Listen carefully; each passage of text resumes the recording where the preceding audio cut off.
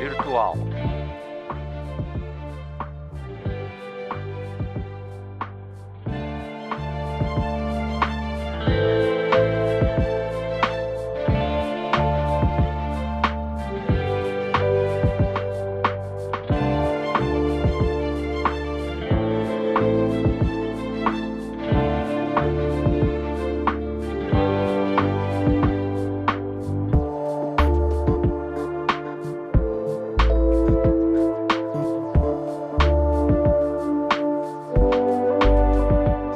São poucas as estruturas que nós conseguimos, que nós vemos, onde se usa o aço. Então, o concreto armado, ele impera praticamente na totalidade das construções. Então, nós vamos dar importância para o concreto armado. Então, vamos planejar uma edificação, uma construção, onde vai se usar o concreto armado, e aí temos que prever ou planejar a execução das formas, das ferragens. Então é isso que nós vamos tratar daqui para frente. É preciso também lembrar que nós temos três tipos diferentes de construção em termos de porte. Então a gente chama de pequeno porte as obras residenciais e comerciais até 2 pavimentos. As obras de médio porte são edificações, pequenos edifícios, até 6 pavimentos. E obras de grande porte são edifícios com mais de 6 pavimentos, que aí o limite, dependendo do país, ultrapassa 100 andares. No nosso caso, dificilmente se acha um edifício com 40 andares. Mas, e também tem aquela questão da área construída. Você pode ter um conjunto industrial que tem uma área construída gigantesca, 30 mil metros quadrados, muitas vezes é 1 ou 2 pavimentos. Então, é uma obra de grande porte. E isso varia muito sensivelmente com relação ao planejamento das formas e escoramentos e armaduras, etc. e tal. Então, em obras de pequeno porte, que é o nosso campo de trabalho, que nós vamos dar mais importância, as madeiras que são usadas para a produção de formas são as tábuas de 30 centímetros, tábuas de 30 centímetros, largura, e chapas de compensado. De maneira geral, as tábuas são as mais usadas nas obras de pequeno porte. Elas vão ser utilizadas em todas as fases. As chapas de compensado têm o uso mais limitado. Então, aquela situação, por exemplo, de executar uma viga com toda a largura do terreno, que vai servir para um abrigo de alto, por exemplo. Então, nesse caso, se usa a chapa de compensado, mas é mais raro, tem o uso mais limitado. De maneira geral, usamos as tábuas. E as chapas de compensado também são usadas, no caso, em obras de médio e grande porte, em toda a duração da obra, na maior parte da obra. E as tábuas de 30 centímetros ficam limitadas às obras de pequeno porte. Então, é preciso lembrar também que no mercado, quando vai se comprar esse material, nós vamos encontrá-lo de forma padronizada, em medidas específicas. As tábuas são, na verdade, um subproduto das pranchas. Então, as toras de madeira elas são cortadas em pranchas. As pranchas geralmente têm larguras de 30 ou 40 centímetros. Então, cortamos a prancha e aí temos como subproduto as tábuas, que são mais finas. As tábuas, por sua vez, elas são cortadas ao meio e vão dar origem aos sarrafos de 15 centímetros. Ou então em sarrafos de 10 centímetros. Esses sarrafos, por sua vez, são cortados ao meio e vão dar origem aos sarrafos de 5 centímetros, que vão servir para a produção de gravatas, que servem para travar ou servir de travamento nas caixarias de vigas, de pilares, ou sapatas, etc. e tal.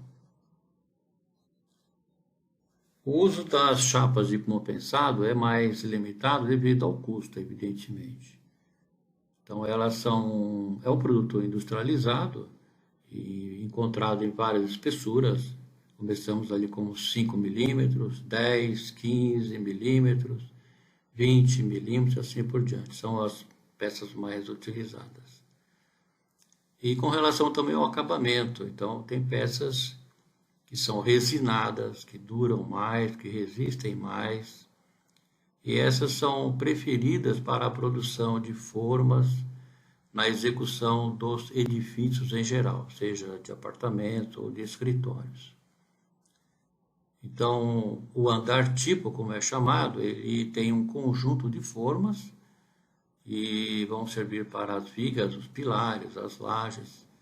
Esse conjunto de formas ele é utilizado em todos os andares até a finalização da obra. Então, eles têm que ter uma resistência garantida para que possa suportar todo esse trabalho de montar e desmontar até o final da obra. As formas podem ser também metálicas, executadas em chapas e cantoneiras. Esse tipo de forma é muito usado em obras chamadas obras de arte, como pontes e viadutos. Como são peças muito longas, muito extensas, elas necessitam de chapas metálicas para que as formas não sofram movimentações.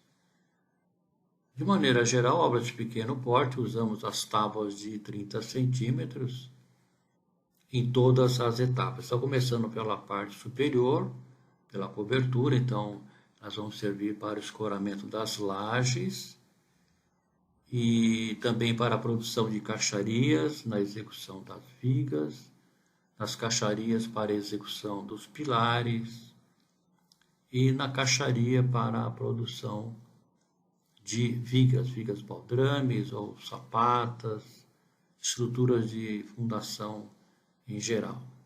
Então, as preferidas são tábuas de 30 centímetros. Com relação à quantificação desses materiais, que é um dos nossos objetivos, é preciso saber também como eles são vendidos ou são encontrados no comércio em geral.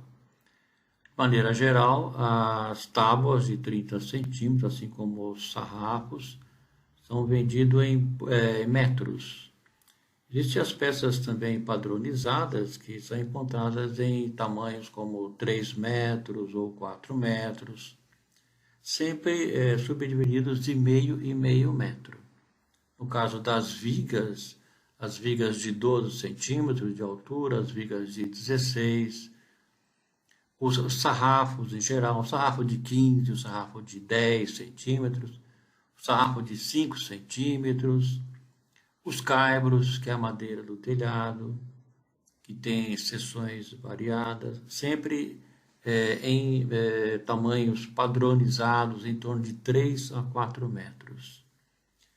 Então, fazendo um projeto, que seria o ideal, o projeto do telhado ou o projeto da produção de formas, é necessário para que nós possamos quantificar esses materiais. Então, se o resultado for, por exemplo, 200 metros de tábuas, então temos que subdividir isso em peças de 3 a 4 metros para saber o número de peças. No caso das vigas e dos sarrafos, da mesma forma. Para o escoramento, escoramento é usado, por exemplo, em laje pré-fabricada, para fazer o escoramento da laje, e também no escoramento da caixaria de vigas. E no escoramento dos pilares também, caixaria para pilares. Você tem que colocar isso no prumo, tem que colocar na vertical, então isso é travado com o escoramento. Tá? O escoramento é uma peça de madeira. Que madeira nós vamos usar? Bom, no caso do escoramento, se tratando de obras de pequeno porte, As madeiras que são usadas são o ponta-leite de eucalipto, que é a madeira roliça, sem nenhum beneficiamento, que é a mais barata que tem. Você pode usar também como escoramento, que é muito usado para escoramento de lajes, por exemplo, e caixaria de viga também. Os caibros, ou ponta-leite, caibros é a madeira de telhado, que também é usada para escoramento. E, na verdade, o caibro é um subproduto da viga, né? Então, a viga ela pode ser cortada em vários pedaços e aí vai originar o caibro, que geralmente tem uma seção quadrada ou retangular. Você olhando de topo, de frente, então você tem ali uma seção quadrada ou retangular. E, por exemplo, você pode achar um caibro de 6 por 7 centímetros, 7 por 7, 7 por 8 e assim por diante. No caso de obras de médio e grande porte, geralmente nós encontramos um escoramento metálico, tubos metálicos, e tem aquelas peças já que vêm, né, tanto na base, aquelas sapatas, ou então a parte superior, que vai apoiar as chapas de compensado, por exemplo. E ela é um tubo que é furado, tem uma furação, tem uma graduação, você consegue regular a altura. E a vantagem, né, não tem desperdício de madeira, evidentemente, e você economiza na mão de obra e na rapidez também na execução do serviço. Os escoramentos metálicos, eles são alugados. Você tem empresas especializadas nisso, você aluga, utiliza ali durante um certo tempo, previamente estabelecido, e terminou a obra, você devolve, né? Tem essa vantagem. Sim, atualmente estão mais acessíveis. Há 10 anos atrás, 15 anos atrás, era muito caro, nem se pensava em obra de pequeno porte alugar escoramento metálico. Hoje em dia está bem mais acessível. A gente até precisa pensar bem na hora de comprar madeira, porque a madeira subiu de preço, e também tem a questão da mão de obra, né? Então precisa pesar, planejar na hora de decidir o que vai ser feito, se vai produzir isso em obra ou se vai alugar. É o mesmo caso no caso de lajes pré-fabricada, que era comum antigamente, 10 anos atrás, 15 anos atrás, se produziu o concreto na própria obra, e aí tinha lá mais de 10, 15 pessoas envolvidas para fazer o lançamento do concreto, dependendo do tamanho da obra. E hoje em dia é muito mais acessível você comprar o concreto usinado e vem lá inclusive com a bomba, que também é alugado. E geralmente vem 2 ou 3 pessoas no máximo. Num dia eles concretam a laje inteira, então não tem desperdício, não falta, não excede. Hoje em dia, por exemplo, é difícil até ver a preparação do concreto para enchimento de laje em obras pequenas. Eu desconheço, na verdade, hoje em dia eu não me lembro de ter visto esse trabalho dessa forma. Geralmente usa-se concreto usinado, coisa que há 10 anos atrás nem se pensava, porque era muito caro, né? Muito dispendioso. Com relação à produção de formas, que nós temos que falar o seguinte, né? De que maneira que nós vamos produzir essas formas, né? E aí vem aquela questão da distinção com relação ao porte da obra. Obras de pequeno porte, elas são feitas na própria obra. Compra-se a madeira e se produz as formas. E tem aquela questão também do ritmo que você quer dar à obra. É claro que você tem uma residência de 100 metros quadrados. O proprietário não vai comprar madeira tudo de uma vez, para fazer toda a obra de uma vez. Ninguém faz isso. Quanto de madeira ele vai comprar? Então, aí é que está a questão. Qual é o ritmo dessa obra? Precisa terminar rápido? É um empreiteiro, quer terminar logo para poder vender? proprietário quer alugar, então tem que ter um volume maior de madeira. Você não vai ficar esperando, né, a peça ser curada para você desmontar e montar em outro lugar. Se é uma obra que, né, não tem pressa, o proprietário tem um capital lá meio apertado, né? Então não dá para ir muito rápido. Às vezes a estrutura termina muito rápido e aí não tem como fazer o acabamento, então não adianta. Então a madeira é um volume pequeno, vai usando, então faz a fundação, depois faz os pilares, aí já levantou as paredes, os pilares já estão curados, desmonta o pilar, usa a madeira para fazer a viga, assim por diante. Então o volume de madeira depende muito da rapidez com que se quer completar a obra, né? Do ritmo dado à execução da obra. No caso dos prédios, já falamos isso. Aí é que está, também com relação ao porte. Em obras de pequeno porte, as formas são produzidas na própria obra. Em médio porte, pequenos edifícios, que se eles forem residenciais, prédios de apartamento, geralmente ele vai ser feito num sistema de alvenaria estrutural. No caso de obras de grande porte, edifícios de apartamento, as formas são todas feitas por empresa especializada. Tem empresas que só fazem formas de madeira. Então, no caso lá se define o projeto, o planejamento da obra. Então, geralmente as construtoras já têm, né, as empresas que produzem. E como eu falei, cada projeto tem o seu jogo de formas, é um andar tipo, como é chamado, porque ele é igual, todos os pavimentos são iguais e todas as formas são iguais, né? Então isso vai sendo reutilizado até o último pavimento. Aí eu creio que isso não deve ser utilizado em outras obras, essas madeiras também são descartadas, não tem como, né? Cada obra ela tem um projeto diferente. Como nós vamos tratar mais de obra de pequeno porte, então no nosso caso vamos considerar como sendo produzida na própria obra.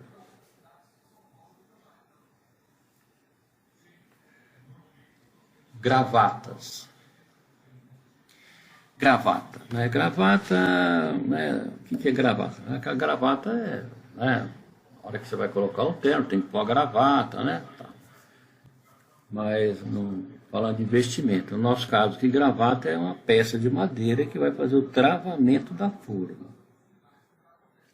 Ou seja, você vai fixar aquela forma, aquela caixaria com um pedaço de madeira, para que ela não, na hora que você vai concretar, né, vai lançar o concreto, ela não vai abrir. Então, a madeira usada para as gravatas é o sarrafo de 5 centímetros, peça mais estreita, que é um subproduto da tábua. Comprimento também entra no mesmo esquema da padronização. Geralmente são peças de 3,5 metros, 4 metros, é sempre de meio metro. Agora, o que nós precisamos gravar com relação às gravatas? O que precisa lembrar disso na hora de fazer o planejamento? É que, por norma técnica, ela tem que manter um espaçamento regular, ácimo, dependendo da posição onde ela vai ser utilizada. Por exemplo, no caso de vigas, de 60 a 80 centímetros. Vigas, 60 a 80 centímetros. Quer dizer, eu não posso colocar gravatas com 90 centímetros de comprimento, de distância entre elas, né? Então eu estou fora da norma. Mesma coisa nos pilares, você vê que a distância diminui. Então os pilares, a caixaria fica na vertical, então o concreto esforça muito aquela caixaria. Então o espaçamento entre as gravatas diminui, de 30 a 40 centímetros. Aqui, tá? Então, na hora de fazer o planejamento, né, a quantificação de madeira, temos que lembrar isso, porque nós vamos contabilizar o número de gravatas por forma. Então, eu tenho que saber quantas gravatas eu vou ter que ter em cada forma. E claro, eu vou ter inúmeras formas, depois verificar a quantidade total de gravatas. E isso sempre tem que ser baseado num projeto. Um projeto onde tem o dimensionamento, a dimensão das peças, para que você faça uma quantificação adequada. Tem que ter um projeto de forma, como acontece em obras de médio e grande porte. É um projeto específico, né? Aquele conjunto de informações, planta de prefeitura, hidráulica, elétrica, né? Planta de estrutura. Aí você tem o projeto de formas, o projeto de ferragem, tá? Tudo isso detalhado adequadamente. Então, as formas têm que ter exatidão de dimensões, facilidade na desmontagem para que haja uma maior reutilização. Então, como manter a exatidão de dimensões? Tem que se basear num projeto, tá? E produzir aquilo conforme esse projeto. Evitar bicheiras. O que é bicheira? Bicheira é um termo que se usa aí, é uma linguagem popular que se usa na construção civil, que nada mais é do que aquelas cavidades que são encontradas nas peças de concreto após a desforma, né?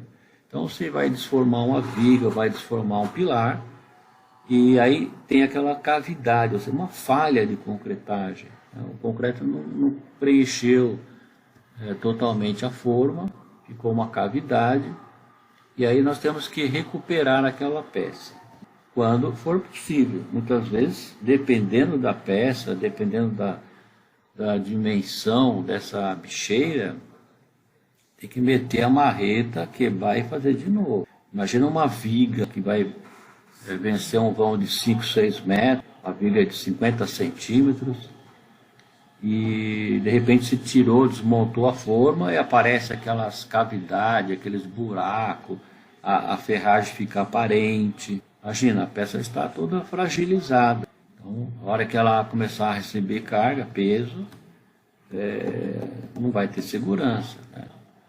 Então, isso acontece devido a detalhes, por exemplo, na montagem, na colocação da ferragem dentro da forma. Depois a gente vai ver a parte de armadura, como se faz a armadura corretamente, que ela não pode encostar na forma, ela tem que ter um espaço, tem que ter um recobrimento de concreto. Tem formas que são muito delgadas, ou seja, muito estreita, e tem muito ferro dentro. Então, na hora que vai lançar o concreto não consegue preencher, não consegue envolver a ferragem. E na hora também, às vezes, não faz a vibração adequada. Então, isso aí vai gerar a chamada bicheira. São falhas de concretagem. No caso do escoramento na perpendicular ou em ângulo, né? Então, por exemplo, no caso você vai escorar a caixaria para vigas, então a escora vai na vertical, na perpendicular. No caso de caixaria de pilares, o escoramento ele é feito em ângulo, chamado mão francesa, e tem que ser escorado nos 4 lados, né? Se você tiver um pilar que ele vai ser concretado isoladamente, ele tem que ter o escoramento dos 4 lados. O escoramento tem que ser travado, aquela caixa tem que ficar imóvel, porque ela não pode se movimentar na hora da concretagem. Bom, atenção especial para as vigas. Quando eu falo viga, eu falo de viga aérea, por exemplo, uma concretagem independente, nós vamos falar mais na frente aí, né? Ou seja, aquelas caixarias que ficam escoradas sobre o escoramento, que ela tem que ser alinhada, que ela tem que ser travada, ela não pode movimentar. E o concreto ele é pesado, úmido, por exemplo, ele é muito mais pesado ainda, né? E isso vai esforçar muito essa caixaria de vigas. Se ela movimentar, você pode perder o trabalho. Então, cuidados antes da concretagem. Retirar todo e qualquer resíduo que corpo estranho que está dentro da caixa, fazer a limpeza, molhar abundantemente, né? Porque a madeira ela sempre está seca e ela pode absorver a água do concreto. Tá? Então temos que molhar primeiro antes de lançar o concreto. Rever os escoramentos, se ele está bem travado, imóvel. E prever um óculo. O óculo não é óculos, né? É óculo. Óculo é uma abertura. No caso dos pilares, no pé do pilar, na caixaria do pilar, para fazer a limpeza, né? E verificar o preenchimento de concreto também, né? E aí deixa ali um tampão, um pedaço de madeira para fechar quando iniciar a concretagem. Desforma. Desforma é você desmontar as formas. Então, tem um prazo mínimo, né, também estipulado por norma. Prazo mínimo para desmontagem, para que o concreto vai se processar a cura normalmente. Então, no caso de pilares, 3 dias. 3 dias, né? No caso de vigas, as laterais, 3 dias. E o fundo apenas após 7 dias, uma semana. E no caso de obras de grande porte, geralmente, na maioria dos casos, no caso dos edifícios, a concretagem ou assim a execução é de um pavimento por semana, né? Esse é o ritmo normal de uma obra. Então, por exemplo, você tem lá depois da montagem das formas, dia seguinte eles concretam os pilares, né? E aí no outro dia eles já concretam as vigas e as lajes, né? Tudo no mesmo dia. No caso da laje tem que ser concretada no mesmo dia, a laje toda. E na sequência eles já vão desmontando a caixaria dos pilares, coisa assim de um dia para o outro, e vão montando já no andar superior, né? Terminou os pilares, eles vão desmontando as vigas para ser montado no andar superior. Eles desmontam as vigas, mas eles não tiram a peça de fundo, tá? E ela fica escorada, as vigas ficam escoradas com escoramento metálico, o espaçamento ali regular, não é muito junto ali, fica bem espaçado, mas eles não tiram totalmente a forma. Então, eles tiram a lateral para usar no andar superior, que lá já tem a outra peça de fundo, e o andar de baixo, o fundo ele permanece e com escoramento metálico, e é para justamente aguardar o tempo ideal de cura, tá? É assim que se faz, né? No caso das lajes, até 10 centímetros, 7 dias, e acima de 10 centímetros, 21 dias. Lembrando que toda peça de concreto, né, o ideal é que você aguarde 28 dias, ou seja, 4 semanas praticamente, para obter uma cura, digamos, 99% de cura, tá? É claro que nessas obras de grande porte, esse concreto ele é bem dosado, ele é controlado tecnologicamente. Então, na verdade, quando ele desmonta a forma, ela não tem aquela resistência, né, de 100%, né? Então, é claro que à medida que o edifício vai subindo, vai ter um tempo necessário para que haja uma cura adequada. Mas, assim, a gente aceita que a cura total do concreto se dá após 1 ano. Uma peça concretada, ela só vai ter uma resistência de 100% após 1 ano. Então, antes disso, né, você tem uma porcentagem X, 70%, 80%, então isso vai aumentando ao longo do tempo. Mas 100% só após 1 ano é que nós aceitamos que essa peça esteja totalmente resistente, né? Ou que ela tenha sua resistência total. Então, a quantificação de madeira depende do ritmo dado à obra, como já comentamos anteriormente.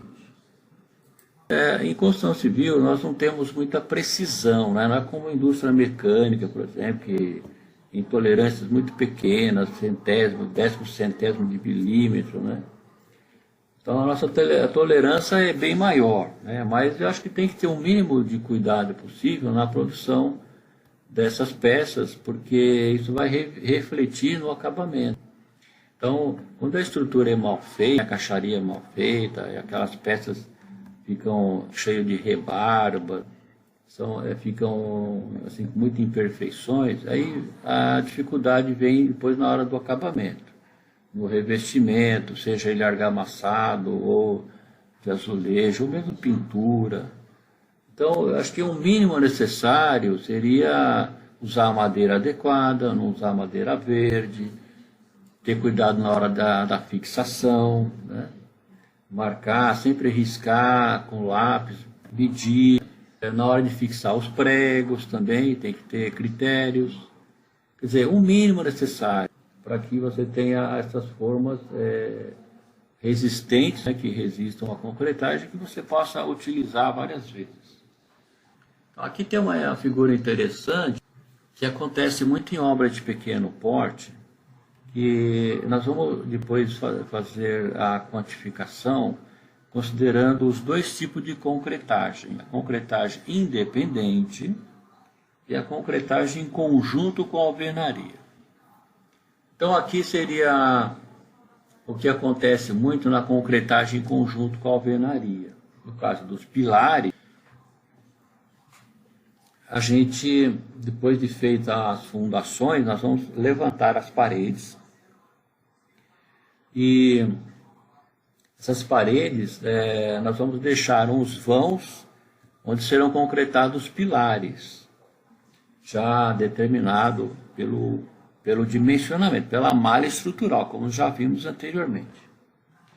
Quando a parede está a meia altura, então aí fixamos a ferragem, fechamos aí com tábuas de 30 centímetros, fechamos as laterais e fazemos a concretagem da primeira etapa do pilar. E a parede continua subindo até o respaldo, né, que é a parte final, e aí novamente nós fixamos essas madeiras, e no caso as tábuas, e concretamos a segunda etapa do pilar. E a parte superior, se vai ser feita uma viga, por exemplo, uma viga de concreto, a parede serve de fundo e nós vamos apenas colocar as laterais, tábuas laterais. Então essa é a concretagem em conjunto com a alvenaria, que é muito usada em obras de pequeno porte, seja residencial ou comercial. Isso é feito para economizar madeira. Porque na concretagem independente, primeiro você vai concretar os elementos estruturais, que são os pilares. Você tem que ter uma caixa fechada com 4 faces, e as gravatas que vão abraçar a caixa. E depois você vai fazer a alvenaria, as paredes. No caso, elas vão ter apenas a função de vedação ou de divisórias, né? De fechamento ou então divisórias. Então aqui é um exemplo típico na concretagem em conjunto com a alvenaria. Como nós só temos uma peça de cada lado, então é necessário fazer uma fixação adequada usando cunhas, que são pedaços de madeira, e tem que transpassar o arame pela parede. Tem que fazer a fixação com torniquete. O que é torniquete? É fácil imaginar. Você atravessa o arame e aí você vai prender num pedaço de madeira, num sarrafo, e vai girar como se fosse uma ferramenta mesmo. E de maneira que esse arame fique tracionado, ele vai comprimir essas tábuas contra aquela parede, tá? E ela vai ficar fixa na hora da concretagem. O mesmo acontece com as vigas, porque como você tem as peças uma de cada lado, então a dificuldade está em fixar essas tábuas para que na hora que você concretar ela não vai abrir.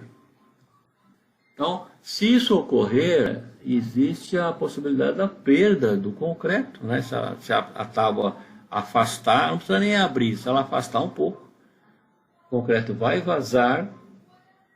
Isso é frequente, é comum acontecer, né? Tanto em pilares como em vigas. E o que vai ocasionar? Depois é a mão de obra para quebrar essas rebarbas, o pilar vai ficar mais largo que a parede, né? E esse é um outro problema. Você vai quebrar o pilar para acertar, vai encher na massa para poder disfarçar ali aquele calombo. Então, essas preocupações é que nós temos que ter na hora de executar a superestrutura.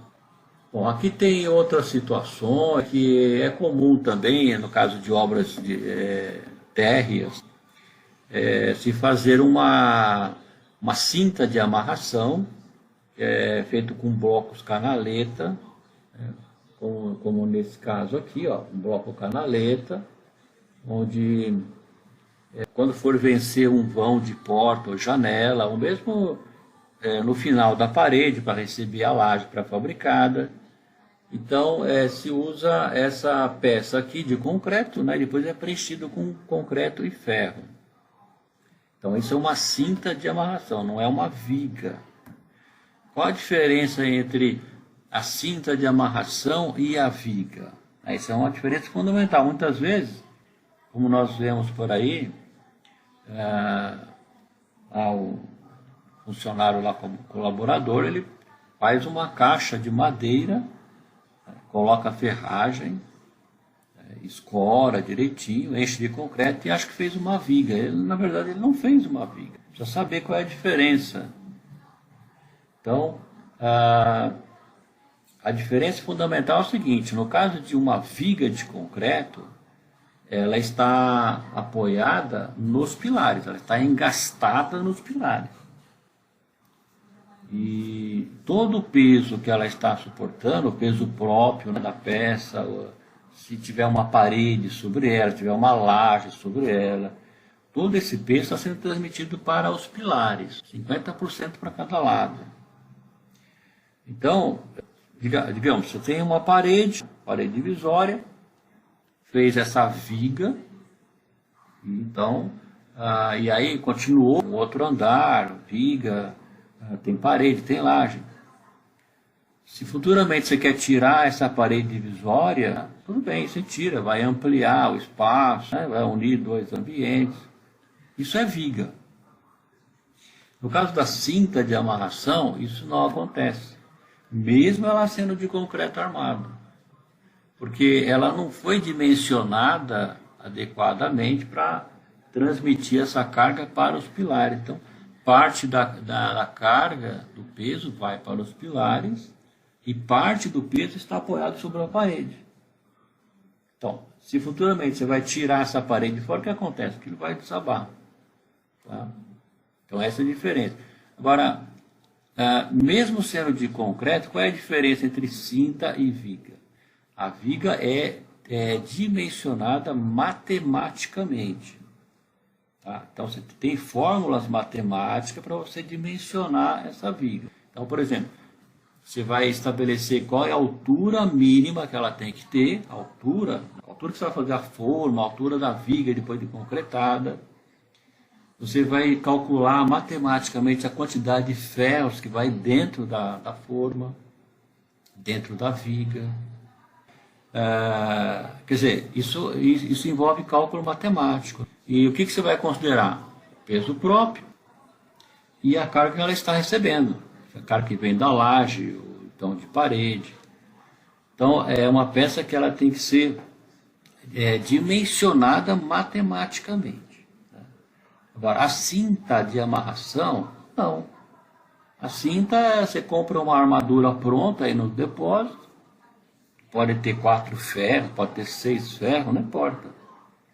Quer dizer, é uma peça que é adotada. Você compra uma ferragem genérica, coloca dentro da caixa e enche de concreto. Aquilo não é uma viga, é uma cinta de amarração. Ela tem as suas limitações. Ela pode servir, dependendo da a situação, mas não é em todos os casos. Então, antes da concretagem, molhar abundantemente. Para a desmontagem das formas, já que nós temos que reutilizar várias vezes, então temos que usar as ferramentas adequadas, né, que é a torquês, esse alicate aqui, né, meio estranho, né, torquês, não é turquesa não, como falam por aí. E o martelo de unha, que esse é mais comum, acho que todos conhecem. E lembrando também que existe um prego de 2 cabeças. O prego de 2 cabeças é apropriado, é indicado para fazer forma. Ele não é uma cabeça para cada lado, tem uma cabeça em cima da outra. Então quando você fixa na madeira, e aí fica uma cabeça ali saliente. É onde você vai colocar o martelo de unha e sacar o prego. Bom, aí nós temos já aqui mostrando aqui na prática, a caixaria de um pilar independente, que vai ser feito previamente, depois ele vai receber uma viga. Então, aqui no caso é a tábua de 30 centímetros, que é a mais usada. A gravata é esse sarrafo aqui de 5 centímetros, isso aqui é chamado gravata, tem que abraçar a caixa nos 4 lados. Ela pode ser pregada previamente em forma de L, como está aqui, ó. E aí você coloca uma contra a outra, e aí você amarra com arame recosido. Então, arame recosido para prender a gravata. Agora, se no caso a tábua, como ela tem 30 centímetros, se você tiver um pilar de 20 por 20, 20 por 25, muitas vezes você tem que cortar a tábua, não tem outro jeito. Mas se cortar, procura cortar numa dimensão que dê para aproveitar o restante da madeira. Então, pilar de 20, você corta com 20, vai sobrar 10 e vai gerar um sarrafo de 10 centímetros. Dá para reaproveitar isso em outro lugar. Então, a gravata é feita com um sarrafo de 5 centímetros. Tá?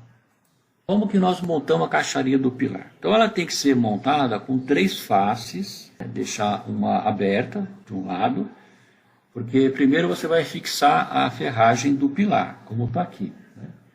Aqui, ó, ferragem do pilar.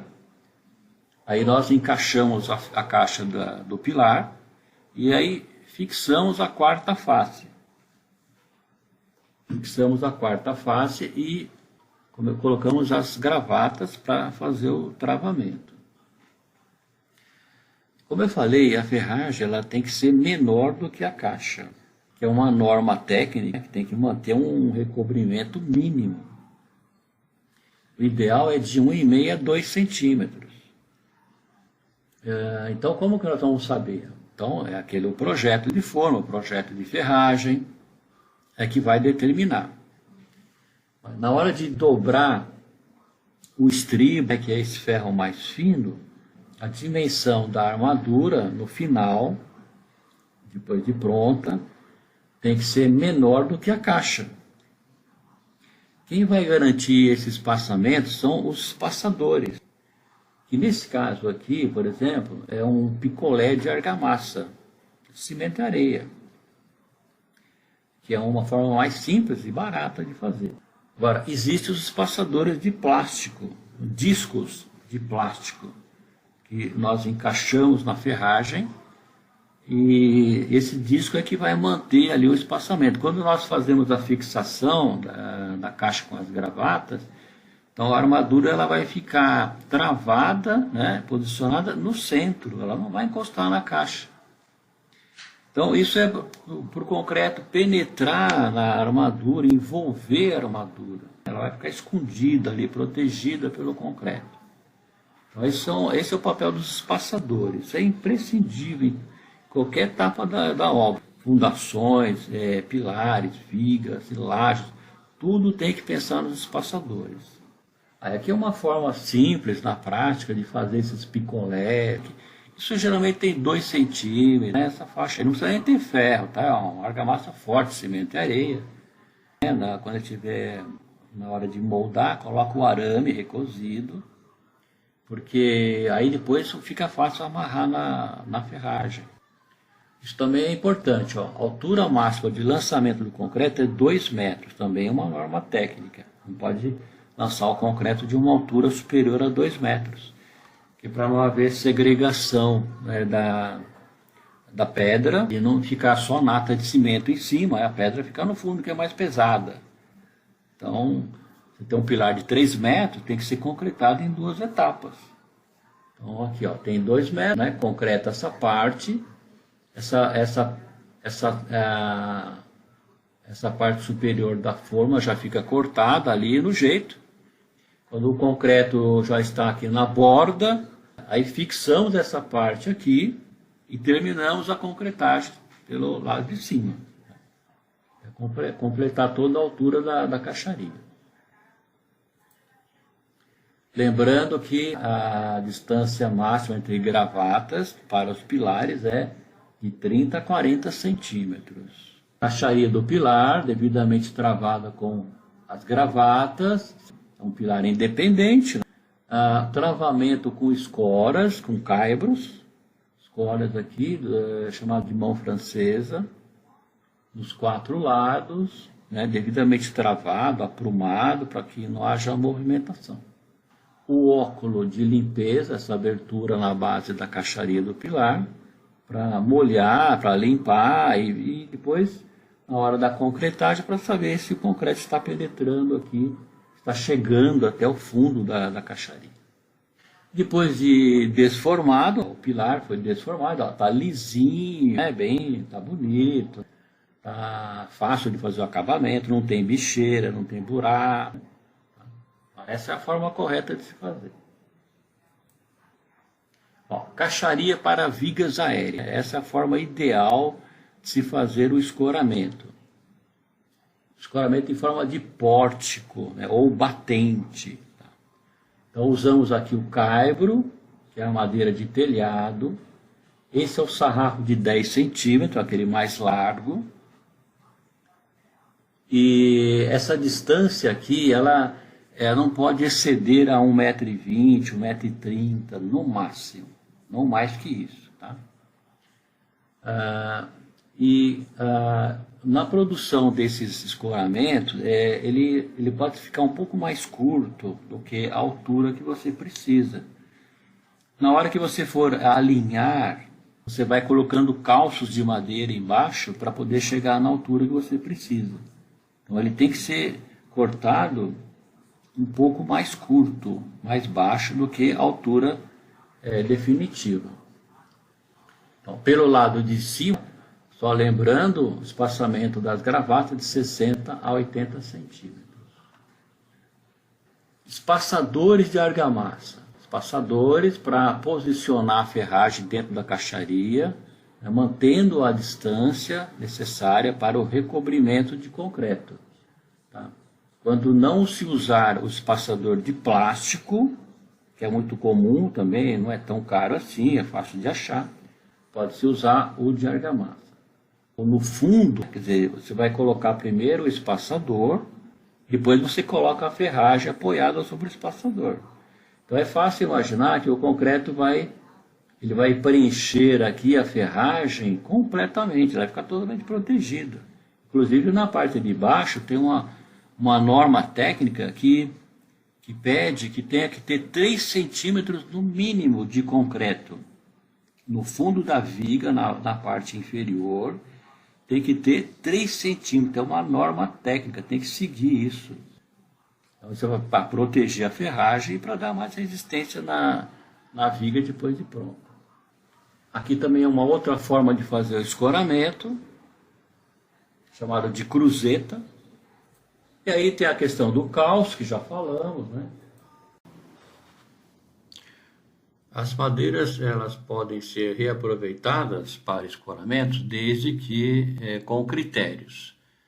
Então, por exemplo, para escoramento de caixaria de vigas ou então escoramento de lajes pré-fabricada, nós podemos emendar essas madeiras, no caso caibros ou pontaletes, a madeira bruta, desde que seja no terço inferior. Então, imaginando isso, vamos dividir essa altura em 3 partes.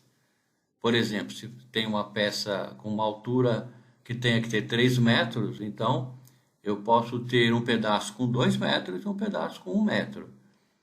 E vou localizar e vou deixar essa emenda na parte inferior, ou seja, no terço inferior. Então, dessa maneira, nós vamos manter essa estrutura segura, né? Equilibrada, alinhada e com segurança.